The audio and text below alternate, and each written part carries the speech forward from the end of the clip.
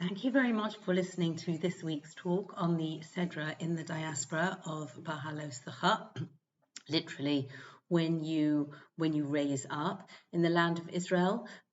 We are reading the Sedra of Shalach Lecha, the Sedra that talks about the sending of the Meraglim, the tourists who had a mission, who wanted to go and scout out the land.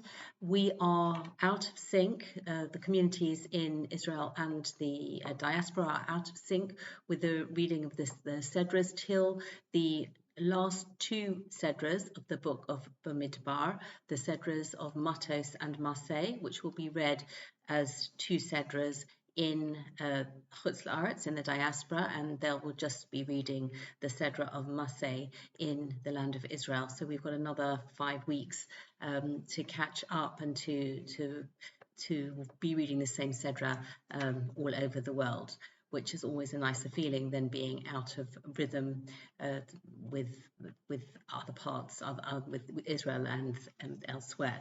So the Sedra of Behaalosecha that is read in Chutz La'aretz is unique in a way that every Sedra, every word has unique messages, unique resonances.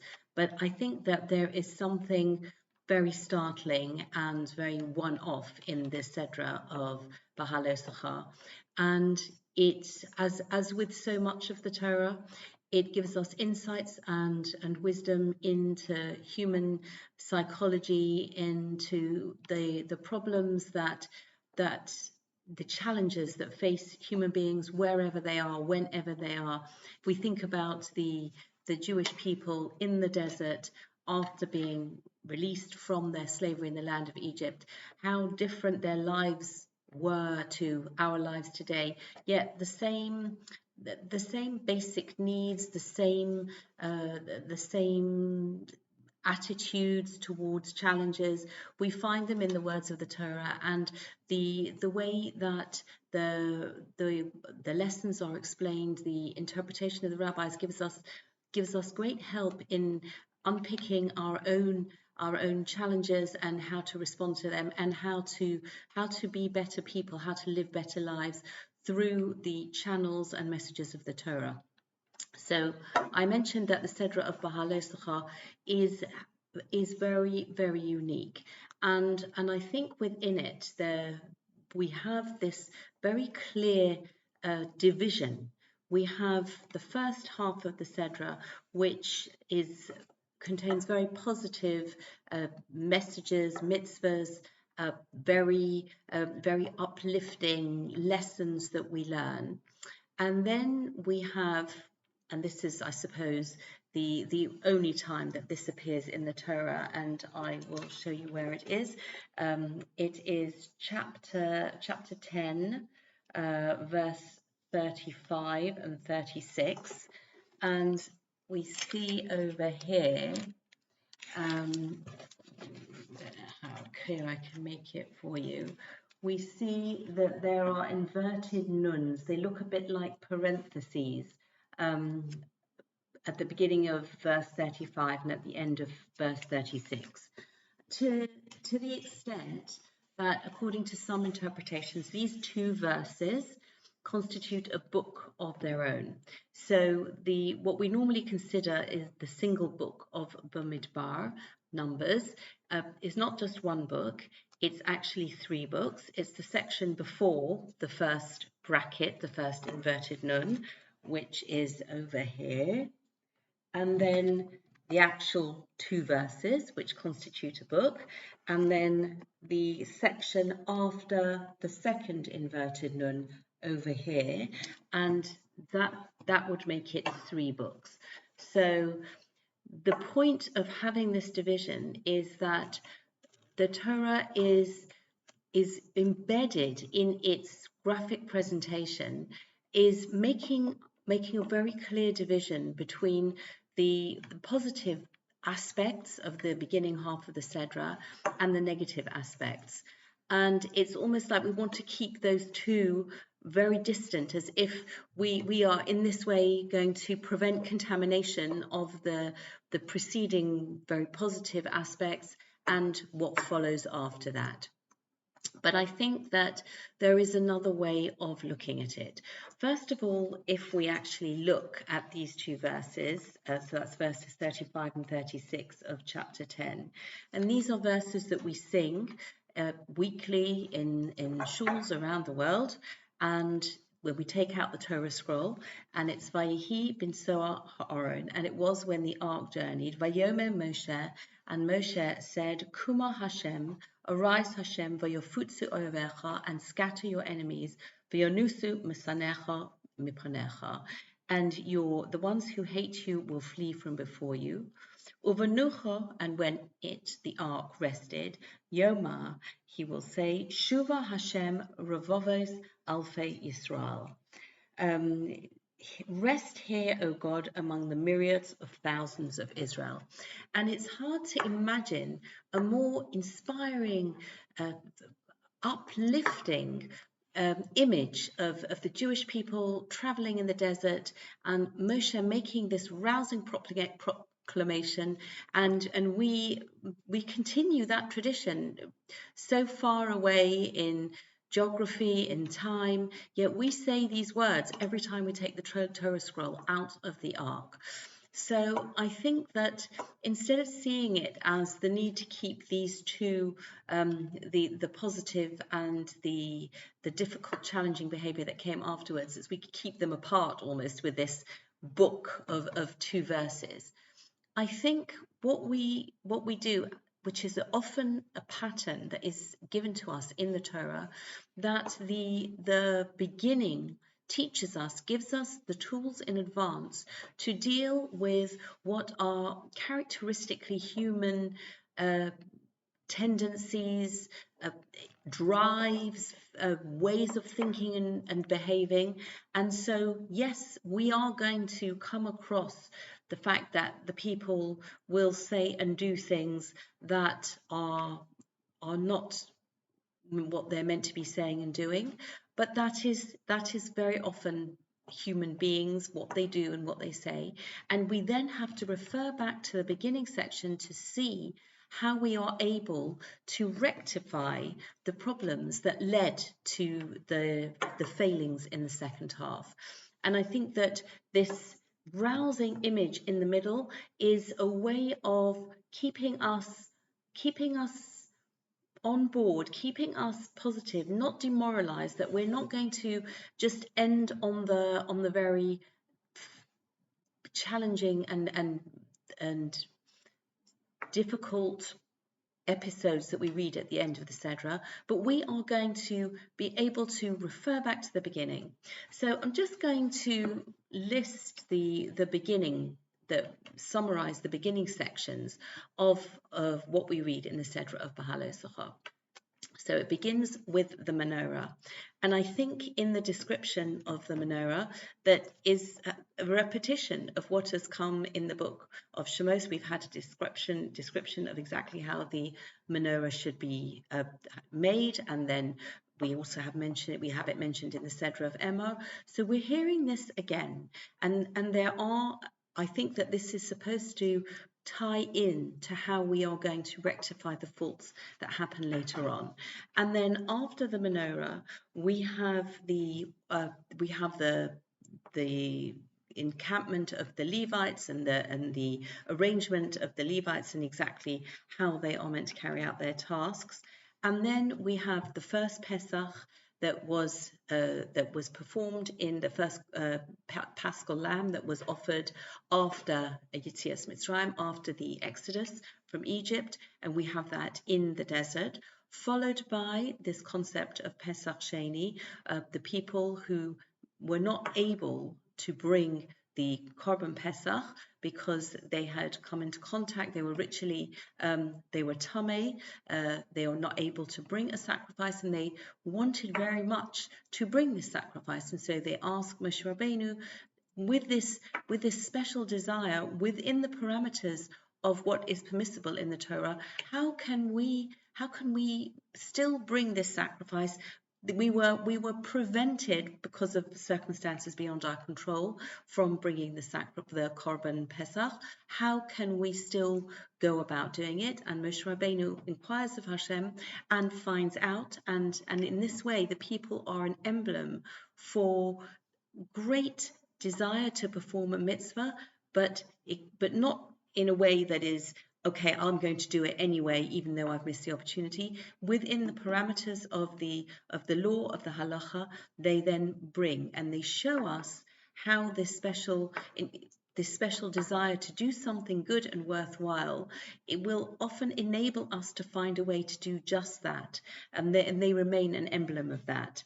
And then we have the journeyings of the Jewish people, and again, this is a very uplifting section that relates that according to the word of Hashem they encamped, and according to the word of Hashem they journeyed. So every time Hashem said to them, you need to move on, they picked up and they moved on. Every time he said, you must rest, that's exactly, you must encamp, that's what they did. And then we have the trumpets, the section of the trumpets, and the trumpets, which are a sound of encouragement.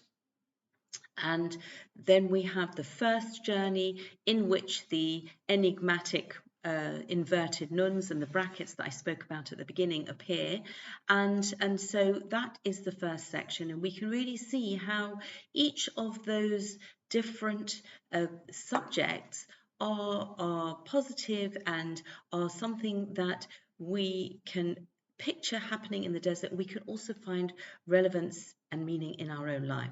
And then after the second inverted nun, we have what's called the first complaint and the rebuke. The people start complaining, and here we have echoes of all of us at any point in our lives, either actually or perhaps tendency to sort of complain about things that perhaps are not worthy of complaint. But if we would change our attitude, we would be able to see things in a different way. But instead, we will look at what we haven't got. We will idealize perhaps a situation that actually was not good for us, but suddenly it will become, through very rose-tinted glasses, will suddenly be like the classic example in this week's Sedra of the people imagining the delicious food that they had in Egypt.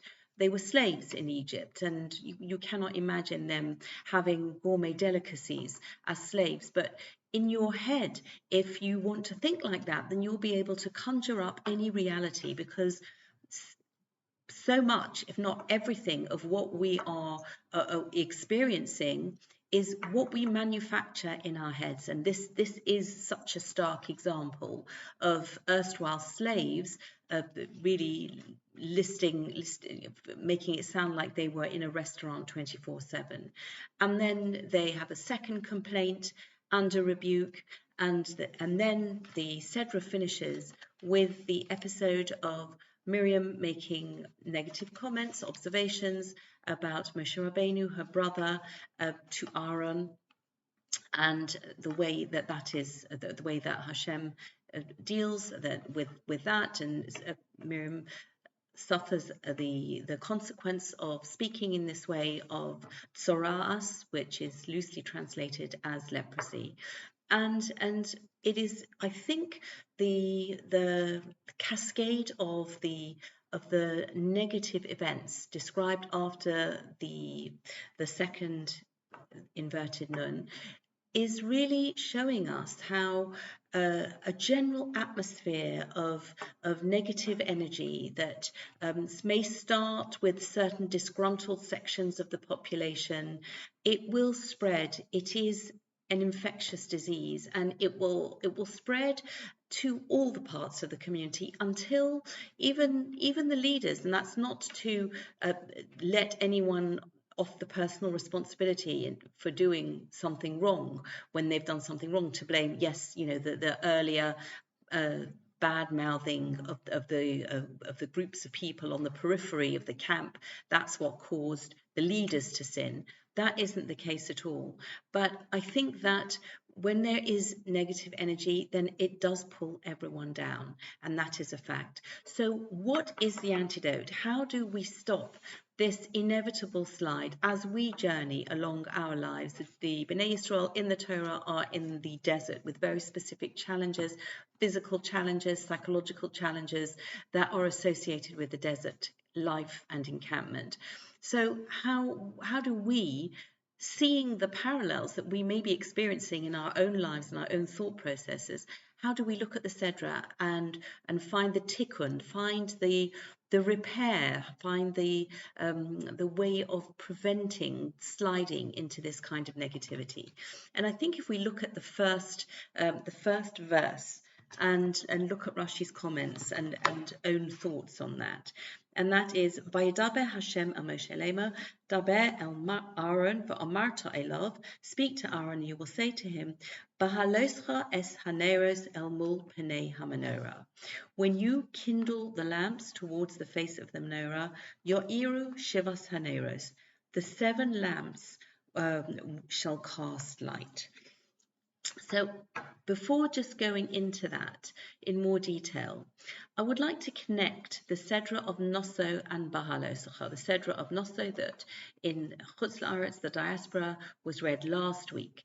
And the word Noso also includes the concept, the root of carrying, of carrying something on our shoulders. And we have this concept of Ol Malchus Shemaim, which means the yoke of the sovereignty of heaven. And if we imagine that we have something on our shoulders, we have the obligations that the Torah gives us on our shoulders, and we may sometimes think, oh, I have to do this, or I'm not allowed to do that, and it might feel like it's an imposition or a burden of some description. And that might be reflected in the word noso, in this concept of carrying a weight. But then we move from noso to Behaalosecha, this idea that the Torah is in any way imposing a burden on us. It becomes an aliyah, it becomes something that lifts us up. And I think that so often I've felt in my life something that has required me to either do something or refrain from doing something. And in the fullness of time, I have come to see it in a different light. I have come to realize how I am uplifted by certain restrictions on my life or certain expectations of doing things, whether it's thought or action, internal, external. And I think that this idea of moving from Noso to Behaalosecha really gives us that lesson. That yes, we might feel sometimes as if we're doing Hashem a favor, as if it's a burden on us, but really we are the ones that are going to be uplifted by following the mitzvahs of the Torah. And I think that this menorah that appears in the desert at this point, first of all, just thinking about this beautiful golden candelabrum in the desert, there's an incongruous feel that this we normally would think of it perhaps in the Beis Hamikdash, but it is there as this shining, very startling almost, this very this something that you see it and you are amazed by it. You are completely taken in, awestruck by this beautiful vision of this beautiful candelabrum. And we have the idea that the center pillar of the menorah, it's all made out of one piece of gold, and Hashem had to show Moshe exactly how it was constructed. But we have the middle is that center part, and then on each side we have 3 branches, and the 3 branches were leaning towards the center, and there is this beautiful idea of which is actually not the way a normal candelabra, normal menorah works. that each light will spread out in a different direction. You want to spread as much light as possible over as great a distance as possible. But with the menorah that is described in the Torah, that is in the desert at this point, we have all of these leaning in to the central pillar, to the central branch. So if we have a look, El Mul Pnei HaMenorah in Rashi, towards the middle lamp, which is called the menorah, she'eno vakanim, because it is not on the branches, ella, but rather, beguf shel menorah, the body of the menorah on its central shaft. So these are the words of Rashi. And Yo'iru Shiva Saneros, shall the 7 lamps cast light. Shisha, of the 6 lamps, shall Sheshes Hakanim, that on the 6 branches. Shlosha HaMizrachim, 3 of them on the east. Ponim Lemul HaEmtsai HaPasilos Shebahen. The wicks in them turn towards the middle lamp. V'chein, and similarly, Shlosha HaMa'arovim, the 3 of them on the west. Roshe HaPasilos, the ends of their wicks, Lemul HaEmtsai, turn towards the middle lamp. Velama, why? Kidei shelo yomru, so people should not say, La'ora hu tzorech, he needs its light. So really the message, the uplifting, enlightening, literally enlightening vision that we can all have of the menorah is that on our journey through life, there are going to be times where we have lower moments, where we are facing challenges, where our attitude is not what it could be or should be. And if we can keep that vision of the menorah with all of these lights that are leaning in towards that central shaft, which represents the light of Hashem, we have this idea of Ner, Mitzvah, and Torah are. And to realize that this is something that we can, that we have the mitzvah of Menorah, even though we don't have the Menorah of the Beis HaMikdash, we have the mitzvah of Hanukkahs, and we have the concept of the symbol of the Menorah, that there's the symbol of, although the flag of Israel is the Magen David, but the symbol is actually the Menorah. The Menorah is representing the light of Torah. And when we are able to retain this vision and to focus ourselves in our down moments, refer back to the beginning of this Sedra, and to realize that it is placed yet again in this Sedra that is heading towards challenging times in the desert, with the special image of the menorah that we are able to construct in our minds at any time, we are able to focus our energy and get a spiritual uplift and help us deal with the negative energy that sometimes we exude ourselves, sometimes we find in people around us, and in that way come out of the rut and lift ourselves up, just like the lights of the menorah that Aaron is commanded to raise at the beginning of this week's Sedra. Thank you very much for listening, and wishing everybody Shabbat Shalom.